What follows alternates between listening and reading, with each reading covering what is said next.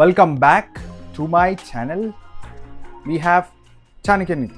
చాణక్య నీతి నుంచి నేను కొన్ని విషయాలు మీకు ఫ్రెండ్స్ గురించి చెప్తా. మీ నిజమైన ఫ్రెండ్ ఎవరు, మీకు ఫ్రెండ్ లాగా అనిపించే దగ్గర వ్యక్తి, ఈ రెండింటి మధ్య డిఫరెన్షియేట్ చేయడం చాలా ఇంపార్టెంట్. ఒక క్లియర్ ఒక ఫౌండేషన్ అనేది తయారు చేస్తా. క్లియర్గా వినండి, అర్థమవుతుంది. ఇప్పుడు లైఫ్లో మనిషి పుట్టిన తర్వాత కాలక్రమేణా సిచ్యువేషన్స్ మారుతూ ఉంటాయి, పరిస్థితులు మారుతూ ఉంటాయి. అంటే మనిషి ఎదిగే కొద్దీ ప్లేస్ మారుతాడు, చదువుకునే ప్లేస్ మారుతుంది, ఉండే ప్లేస్ మారుతుంది, లేదా ఆయన సరౌండింగ్స్ మారుతాయి. చదివేటోడు చదువుకుంటాడు, తర్వాత మళ్ళీ జాబ్ చేస్తాడు, తర్వాత కొంచెం పెళ్ళి అవుతుంది. సో సిచ్యువేషన్స్ అనేవి ఒకేలా ఉండవు లైఫ్ మొత్తం. మనం ఎదిగే కొద్దీ సిచ్యువేషన్స్ మారుతాయి. సిచ్యువేషన్స్ మారడం వల్ల మనం కొత్త కొత్త మనుషుల్ని ఎన్కౌంటర్ చేస్తూ ఉంటాం. ఓకేనా?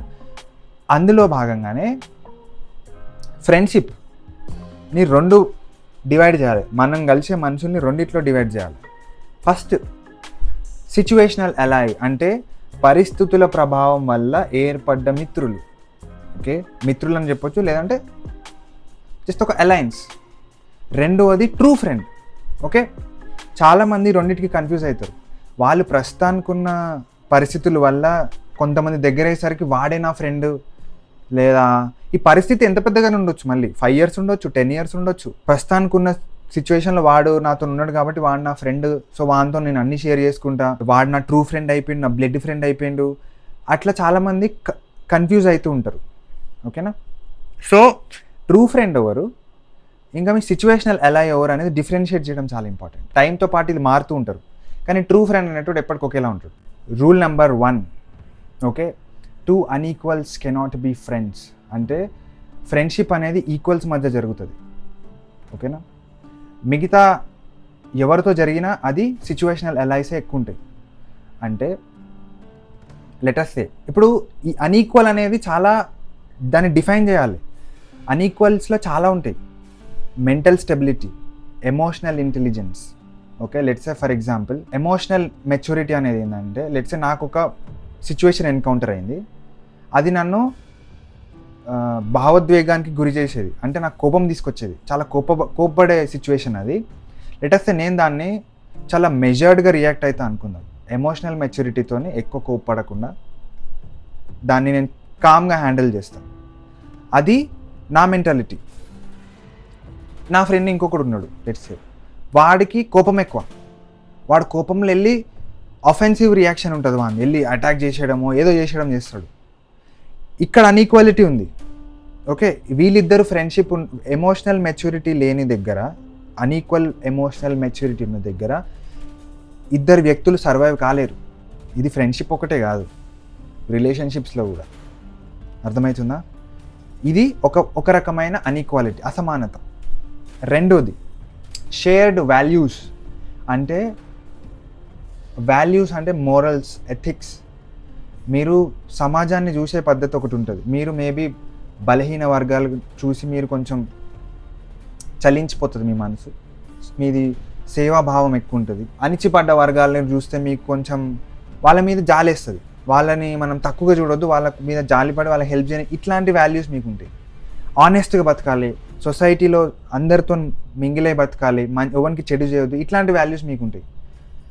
అట్లనే ఇంకో వ్యక్తి ఉంటాడు, వాడికి అహంకారం, యారోగెన్స్. ఓకే, నేను గొప్పోడిని, నేను పుట్టుకతోనే గొప్ప ఫ్యామిలీలో పుట్టిన, ఇలాంటి వ్యక్తులు, ఇంకా మీలాంటి వ్యక్తులు, అలాంటి వ్యక్తులు ఎప్పటికీ ఫ్రెండ్స్ కాలేరు. షేర్డ్ వాల్యూస్, మోరల్స్, ఎథిక్స్ అంటారు వీటిని. ఇవి కామన్గా లేకపోతే ఇద్దరు ఫ్రెండ్స్ ఎప్పుడు కాలేరు.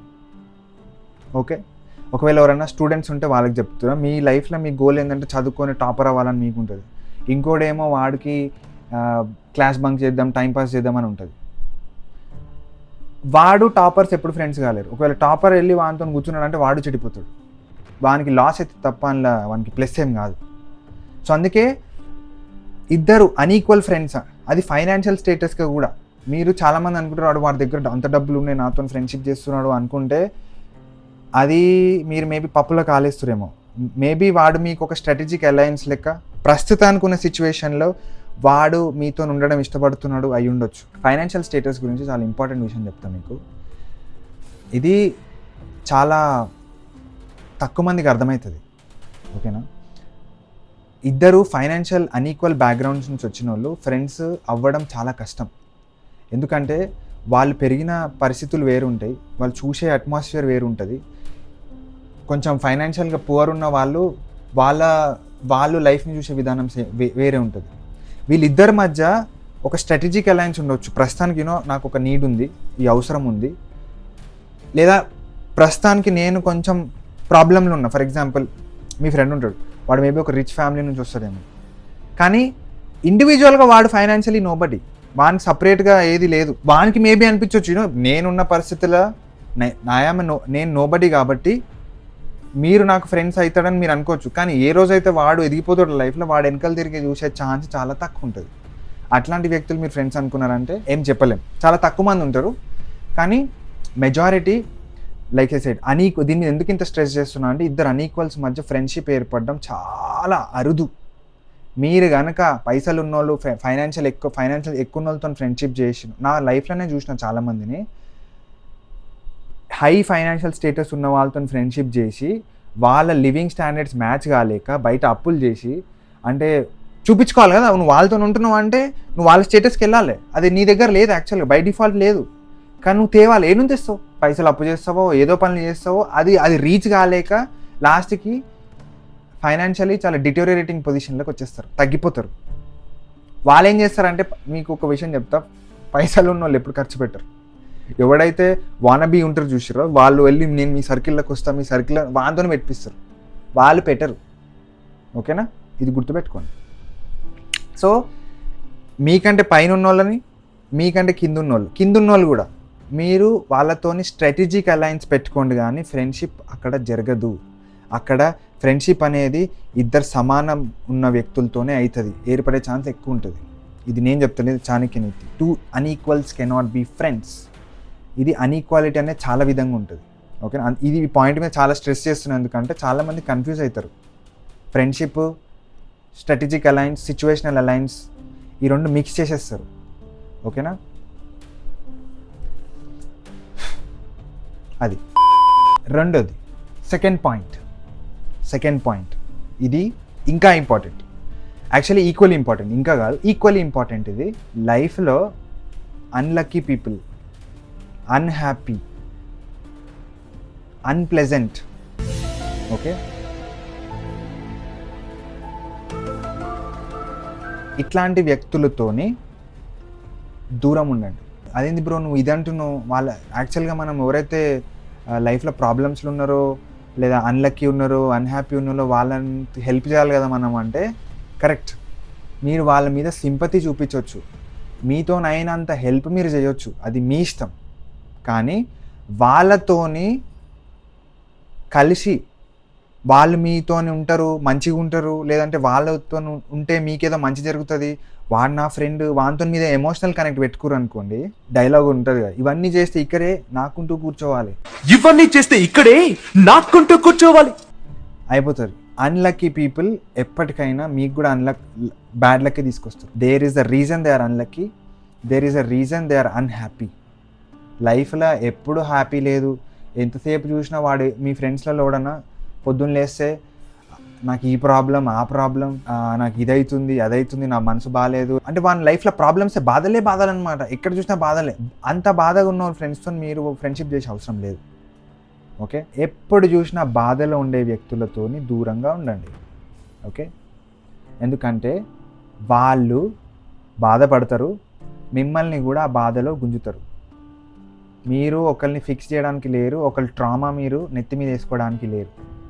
మీ ఫ్రెండ్స్లలో ఎవడన్నా ఎప్పుడు చూసినా ప్రాబ్లంలో ఉన్నాడు, బాధలో ఉన్నాడని తెలిస్తే వాని మీద మ్యాక్సిమం సింపతైజ్ చేయండి, కానీ వాని బాధలో మీరు వెళ్ళే అవసరం లేదు.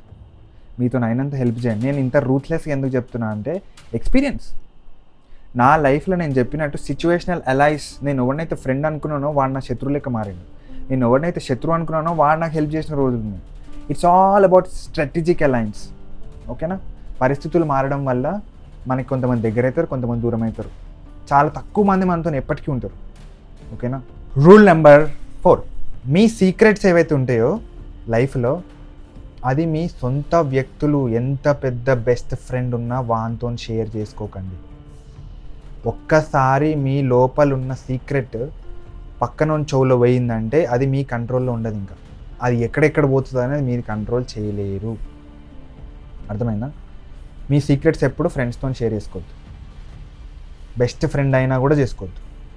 నేను అదే చెప్తున్నా, సిచ్యువేషనల్ అలైస్ అంటారు కదా, చాలామంది ఫ్రెండ్షిప్కి సిచ్యువేషనల్ అలైస్కి డిఫరెన్షియేట్ చేయలేని వాళ్ళు ఏం చేస్తారంటే, ఇప్పుడు వీడు నాతో చాలా క్లోజ్ ఉన్నాడు కదా, వీడు నా బెస్ట్ ఫ్రెండ్ అని చెప్పి వానికి అన్ని పర్సనల్ సీక్రెట్స్ చెప్పేస్తారు, లైఫ్ సీక్రెట్లు అని చెప్పేస్తారు. సిచ్యువేషన్ మారినప్పుడు వాడు వాని లైఫ్లోకి నుంచి పోతాడు, ఆ సీక్రెట్లను ఎక్కడెక్కడో పోస్ట్ చేస్తుంటాడు, క్యాజువల్ గాసిప్ చేసుకుంటా. అర్థమవుతుందా? అది తిరిగి నీకే ప్రాబ్లం క్రియేట్ చేస్తుంది. ఇదే నేను ఎక్స్పీరియన్స్ అని చెప్తున్నా.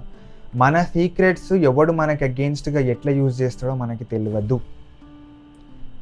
ప్రపంచంని, లోకాలని, రాజ్యాలను ఏలిన వాళ్ళు కూడా నాశనం అయిపోయారు ఇది ఫాలో కాకపోతే.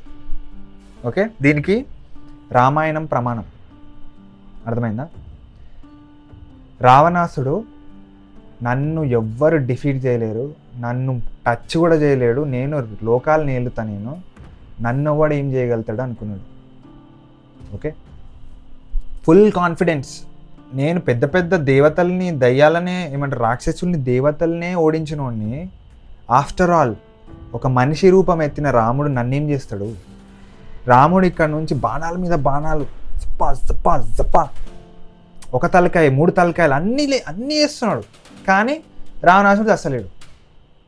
ఆ టైంలో విభీషణుడు వచ్చి చెవులో ఊదిపోయిండు, వాని కడుపులో కొట్టు అయిపోతుంది పని అని. మనిషి రూపం నువ్వు ఎత్తినావు కదా, నువ్వు రాముడు మనిషి రూపం ఎత్తిండు, నువ్వు పని చేసేయి, వాని కడుపులో కొట్టేసేయి. చెప్పింది ఎవడు? విభీషణుడు. ఎవరు విభీషణుడు? ఎవరు? రావణాసుడు తమ్ముడు. ఆ సీక్రెట్ ఆయనకు తెలుసు. ఇక్కడ రాముడు చెవులు ఊదిండు, రాముడు తీసిన బాణం కడుపులో కొట్టిను, పీస్ అయిపోయింది రావణాసుడు. అర్థమైందా? మన సీక్రెట్స్ అనేవి మీరు ఎంత దాచిపెట్టి, ఎంత గోప్యంగా ఉంచితే అంత సేఫ్గా ఉంటారు. మీ సీక్రెట్స్ అనేవి మీతోనే సమాధి అయిపోవాలి. మీరు పబ్లిక్కి చెప్పే అవసరం లేదు. నా ఫ్రెండ్ బ్లడ్ ఫ్రెండ్ కాబట్టి వీడిని నేను పర్సనల్గా షేర్ చేసుకుంటా అని చెప్పే అవసరం లేదు. ఇన్ఫ్యాక్ట్ ఫ్యామిలీ వాళ్ళకి కూడా చెప్పే అవసరం లేదు. Got it? ప్రతి మనిషి లైఫ్లో కొన్ని మంచి పనులు ఉంటాయి, కొన్ని చెడు పనులు ఉంటాయి. ఎవ్వరు క్లీన్ చిట్తో ఎవ్వరు లేడు. అందరూ అన్నీ మిస్టేక్స్ చేస్తారు లైఫ్లో. చాలామంది చాలా మిస్టేక్స్ చేస్తారు. ఓకేనా? అవన్నీ మీరు బయట చెప్పుకునే అవసరం లేదు. జస్ట్ బికాస్ మీరు కొంతమందిని నమ్మిరు కాబట్టి చెప్పే అవసరం లేదు.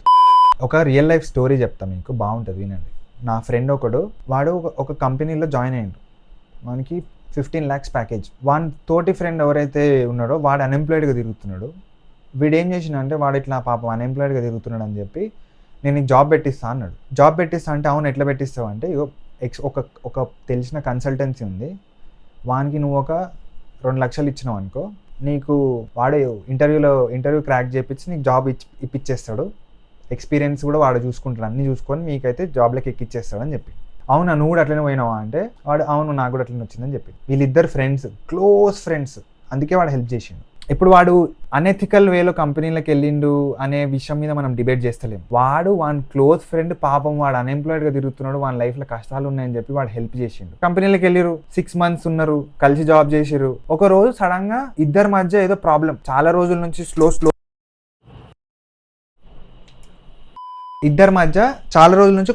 కొన్ని ప్రాబ్లమ్స్ వల్ల, డిస్టర్బెన్సెస్ వల్ల కోల్డ్ వార్ జరుగుతుంది. అదొకసారి చాలా పెద్దగా అయిపోయింది అనమాట. ఆ పెద్దగా అవ్వడం వల్ల వీడు కంప్లైంట్ చేస్తే అది ఎవరికి వెళ్ళిందంటే, ఎవడైతే వీని ఫ్రెండ్ జాబ్ పెట్టించిండో, వాని ఫ్రెండ్ని పెట్టించింది కదా, వాని జాబ్ పోయింది, వాడిని టర్మినేట్ చేసారు. వాడు కొంచెం ఏమంటారు, వాని క్యారెక్టర్ బాగాలేదు, అంటే యాటిట్యూడ్ బాగాలేదు వాడిది. ఎట్లయితే దానికి హ్యాండిల్ చేసే పద్ధతి నచ్చలే ఆర్గనైజేషన్కి, వాడిని తీసేసారు. ఫస్ట్ ఆఫ్ ఆల్ ఒక విషయం చెప్తా, వాడు అట్లా విషయాలు హ్యాండిల్ చేసే యాటిట్యూడ్ బాగాలేదు కాబట్టి వానికి జాబ్లు వస్తాయి. ఫస్ట్ ఆఫ్ ఆల్ ఇది పక్కకు పెట్టేస్తే, వాడేం చేసి పోతూ అరే నువ్వు నా జాబ్ పోయింది కదా, నీతో లొల్లైంది నాకు, నీ వల్ల నా జాబ్ పోయింది కదా, నేను నీ గురించి కూడా చెప్పేస్తా అని చెప్పి పోయి హెచ్ఆర్కి వెళ్ళి చెప్పేసిండు. వీడు కూడా అట్లా, వీడు ఎంకల్ నుంచి వచ్చిండు, బ్యాక్ డోర్ నుంచి వచ్చిండు, కన్సల్టెన్సీ త్రూ, అసలు ఇంక ఎక్స్పీరియన్స్ లేదు, కావాలంటే మేము మొత్తం వెరిఫై చేసుకోండి డీటెయిల్గా అని చెప్పి. అర్థమైందా? పోయి చేసిరు. అప్పటికప్పుడు యాక్షన్ ఏం తీసుకోలేదు. స్లోగా 6 months లోపు వాడిని కూడా టర్మినేట్ చేసేసారు. ఒక సమ్ పర్ఫార్మెన్స్ బాగాలేదనో ఏ రీజన్ వల్లనో టర్మినేట్ చేసేసారు. ఎందుకంటే బ్యాక్గ్రౌండ్ చెక్ చేసినప్పుడు నిజంగానే వాడు చెప్పింది నిజం వెళ్తే వాళ్ళు మేనేజ్మెంట్ ఒప్పుకోదు యూజువల్గా, ఎందుకంటే వాళ్ళ మీదకి వస్తుంది అది. మీరు బ్యాక్గ్రౌండ్ వెరిఫికేషన్ ఏం చేస్తారని వాళ్ళని అంటారు. స్లోగా వాన్ జాబ్ కూడా పోయింది. అర్థమైందా? సొంత ఫ్రెండ్ వాడు పాపం కష్టాల్లో ఉన్న హెల్ప్ చేస్తే వాని సీక్రెట్ వాడు నమ్మి కాబట్టి చెప్పేస్తే వాడే ముంచిండు వీడిని. Never share your secrets. ఎవ్వరికి చెప్పకండి. మీ సీక్రెట్స్ మీతోనే సమాధి అయిపోవాలి. ప్రస్తుతానికి వీడియో చాలా పెద్దగా అయిపోయింది. ఈ రోజుకి ఈ వీడియోకి ఇంతే. ముందు మాట్లాడుకుందాం వచ్చే వీడియోస్లో. ఇది ఎండ్ చేసే ముందు కొన్ని విషయాలు చెప్పాలి. ఇవి నేను మీకు చెప్పినవి చాణక్య నీతిలో ఉన్నవి చెప్పిన, కాకపోతే ఇందులో నా పర్సనల్ ఇంటర్ప్రిటేషన్ కొంచెం సిగ్నిఫికెంట్ రోల్ ప్లే చేస్తుంది. అంటే నేను సొంతంగా అనువాదం దాన్ని ఇంటర్ప్రిట్ చేసి చెప్తున్నా మీకు. కానీ మోటామోటి రూల్స్ ఇవే, ఓకేనా? నా లైఫ్లో నేను ఫాలో అయినా నాకు చాలా హెల్ప్ అయింది. ఎన్నో రూల్స్ ఫాలో అవుతాను నేను. అందులో చాలా కొన్నిసార్లు నా ఎక్స్పీరియన్సెస్ నుంచి నేర్చుకునేవి కూడా నేను ఫాలో అయినప్పుడు ఈ బుక్ చదివిన తర్వాత కూడా ఇన్ని ఉంటాయి ఆల్రెడీ. అవి నీకు ఆల్రెడీ అయింది, నేను ఆల్రెడీ రాసి ముందే చదువుంటే బాగుండు కదా అని. ఓకే, ఈ బుక్ మీకు కొనాలంటే డిస్క్రిప్షన్లో లింక్ పెడతా, కొనేసేయండి. వీడియో పెద్దగా ఉంటే మన్నించాలి. ఇంకా వచ్చే వీడియోస్లో మాట్లాడదాం. Okay, that's it for the video. Thank you very much for watching. Video నచ్చితే లైక్ ఇంకా సబ్స్క్రైబ్ చేయండి.